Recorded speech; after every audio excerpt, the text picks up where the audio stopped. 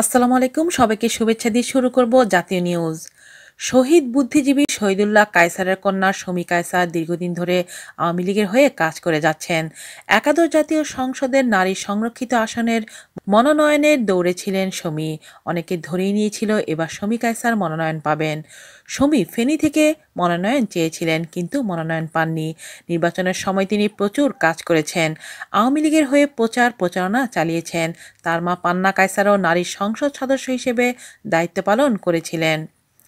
ধারণা করা হয়েছিল তিনি এবার মনোনয়ন পাবেন, কিন্তু শেষ পর্যন্ত তা হয়নি।